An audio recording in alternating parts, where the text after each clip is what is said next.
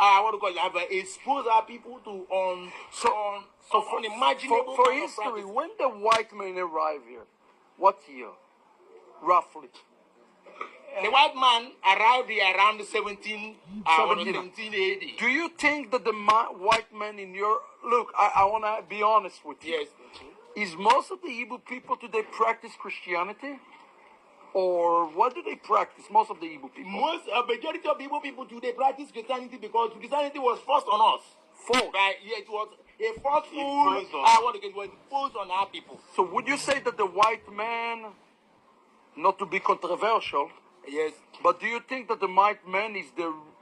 I don't want to blame all of it on the white man. Yes, you cannot. You cannot. Yes. But it really did not help. Yes, it did not help at all because, you see, if we were all the way we were before the coming of the white man, if the first people we met were the Jews like yourself, our problem would have been different. We would have been able to solve our problem before now.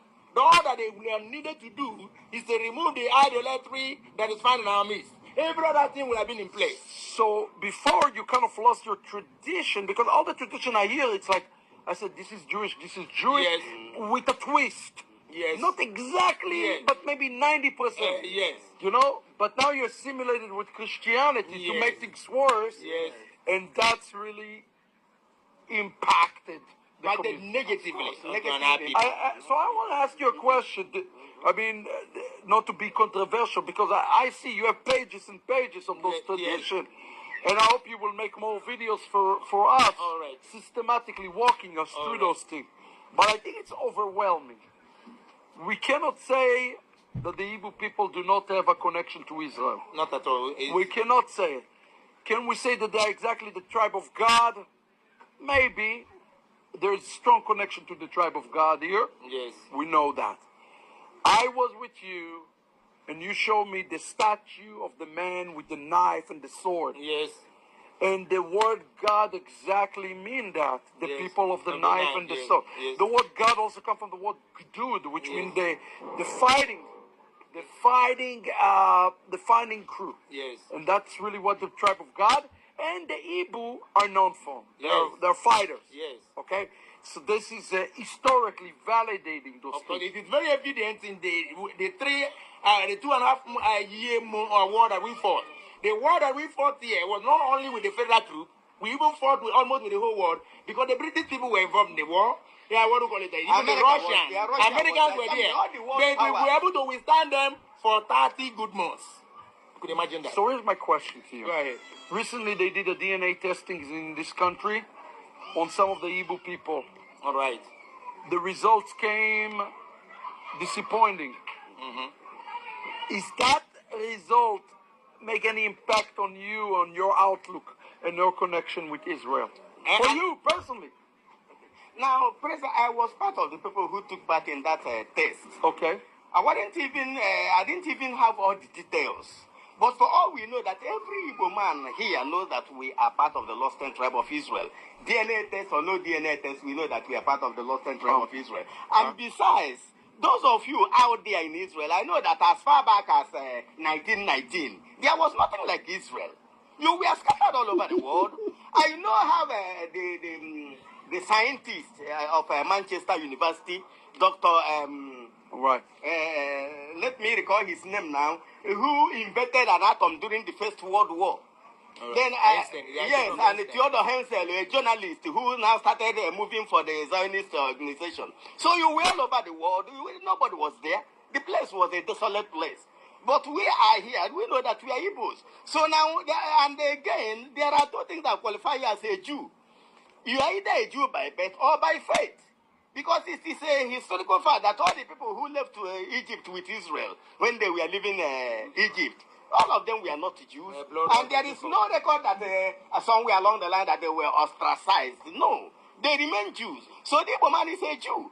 By practice, by belief, everything we do here has this connection with Israel. I tell you, I have difficulty with this statement because you lost the Torah. You lost the Torah. I have some difficulty with this. Okay. I can say you are part of the tribes of Israel, but to be a Jew, and this is what the government of Israel fighting with. All right. What to do, and not just about you, what to do about the Ethiopians, what to do about the Lemba people. What do you do about them? Some rabbis trying to push. There was an interesting thing that happened here in Nigeria. Rabbis came and they did an Orthodox conversion of the Igbo people. And when they went to Israel, they didn't recognize this conversion. Yes. So the question whether or not the Igbo people have to go through a conversion process is, to me, it's something you're not going to win. The state of Israel will say yes. You still have to go through a conversion. Me personally, I don't believe that. I think you are part of the household of Israel, but you still have to go through a process, whether or not you call it conversion or what you conversion, to learn the tradition. You know what the difference between you guys and let's say every other Jew has been scattered in the world? They kept the Torah. You guys kind of, because the tribe of God, because what happened, some of this was lost. So I think our mission here is to resurrect those traditions, explain those traditions, and now take this tradition and put them in front of the house of Israel as Jews again. You guys are not far. There's definitely you're not far, okay? So okay, will you give me some permission to maybe cite some other traditions that we have that authenticate the fact that we are from the descendants of Israel? I think we already established that, though. That has been established. Yes. That has been already established. The halakha that has to do with the cutting of the field. Corner of the field, yes.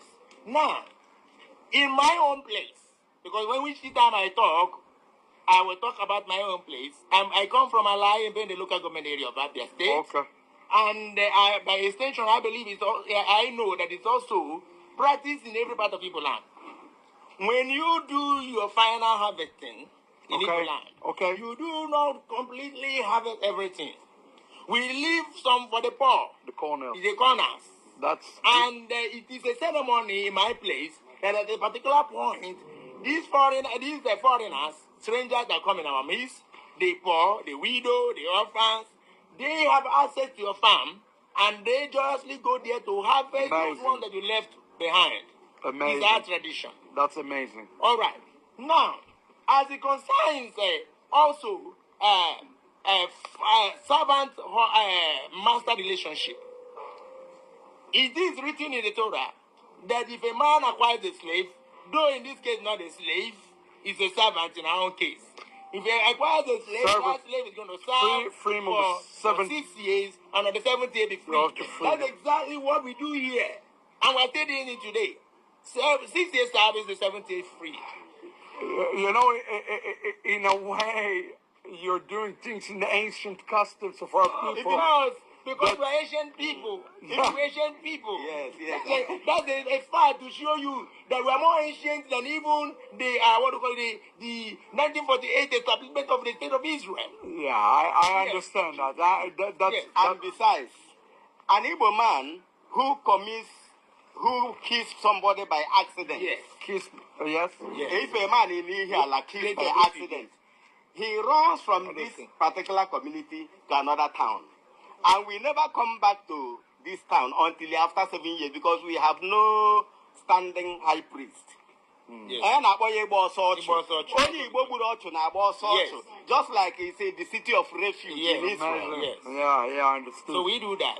I have told you that an Igbo man who hanged himself, who died by hanging, is never buried. Like in my own area where I came from, in Ungwaland, also in Abia State. Yes. We don't bury them. We go to invite people from Avo. They go to the bush where he hanged himself, dug a pit under that bush, under that tree, and somebody will climb and cut the rope. He will fall into the pit. They will close the pit and return. You know what you are? You're an ancient Israelite. Ancient Israelite, that's who we are. That's who we are. So, if you give me time, all that he said, no, we don't have so many years. I know. Look at this. This is pages and pages of notes. And I promise we'll give more teaching. But here is my challenge to you. All right. I'm hearing some of your traditions. It's like the days of the Bible. Yes. Do you want to remain ancient Israelites or you want to be Jews? That is the question I have for you. Thank you. I will answer that question. Go ahead, I will help you. After the demise of Solomon, we now have the northern and southern kingdom of Israel. Yes. So when we talk about Jews, Jews are Israelites, but all the Israelites are not Jews. The 10 tribes that got lost are not Jews. They were Israelites. Well, it's depending. So minority cannot swallow the majority. We are here. We are the majority down here. So you are minority, and we are older than you.